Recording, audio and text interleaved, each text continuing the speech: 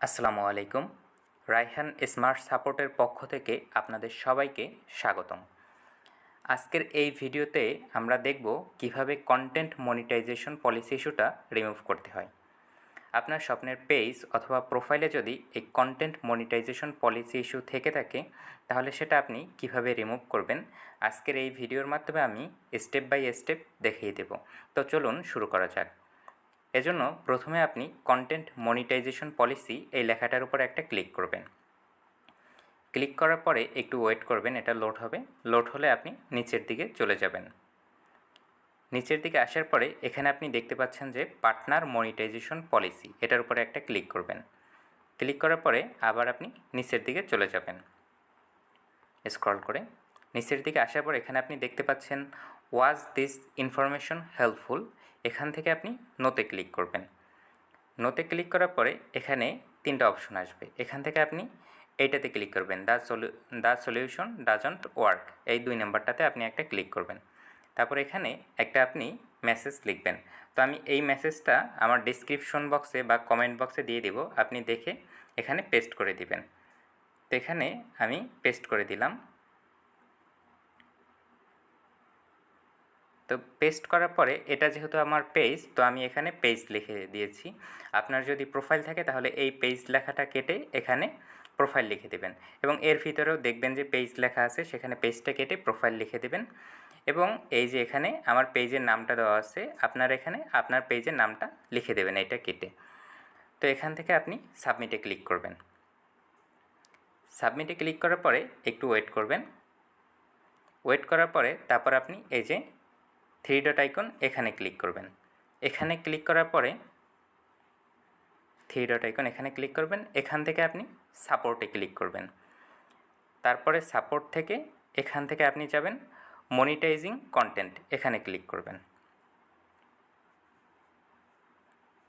এখানে ক্লিক করার পরে আবার নিচের দিকে চলে যাবেন। এখান থেকে আপনি নোতে ক্লিক করবেন। নোতে ক্লিক করার পরে এখানে লেখা দেখছেন যে দ্য সলিউশন ডাজন্ট ওয়ার্ক, এখানে একটা ক্লিক করবেন।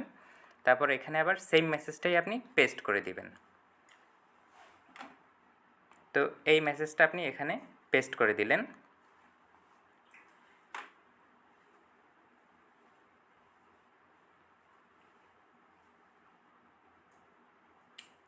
পেস্ট করার পরে এখান থেকে আপনি এটা সাবমিটে ক্লিক করে দিবেন। তারপরে একটু ওয়েট করবেন। এটা সাবমিট হয়ে গেলে তারপরে আপনি আপনার হোম পেজে চলে যাবেন এখান থেকে। তারপর এখান থেকে একটা স্ক্রিনশট নেবেন। স্ক্রিনশট নেওয়ার পরে এখান থেকে বের হবেন। বের হয়ে আপনি সেটিংয়ে যাবেন। বের হবেন। বের হয়ে এখান থেকে আপনি এই যে হেল্প অ্যান্ড সাপোর্টে চলে যাবেন। হেল্প অ্যান্ড সাপোর্ট থেকে আপনি রিপোর্টে প্রবলেমে ক্লিক করবেন। এখান থেকে আপনি কন্টিনিউ টু রিপোর্টে প্রবলেমে ক্লিক করবেন। তারপরে একটু লোড হবে। লোড হওয়ার পরে এখান থেকে আপনি ইনক্লুডে ক্লিক করবেন।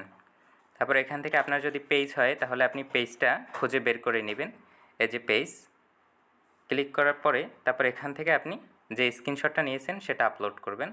তো আমি এটাই আপলোড করলাম, আগেরটা কেটে দিলাম। তারপরে সেম মেসেজটা এখানে আমি আবার পেস্ট করে দিলাম।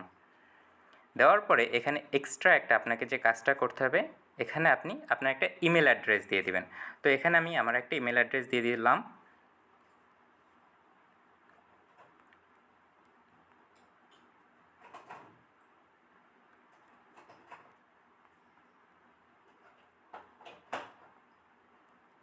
দিয়ে এটা আপনি এখান থেকে সেন্ড করে দিবেন।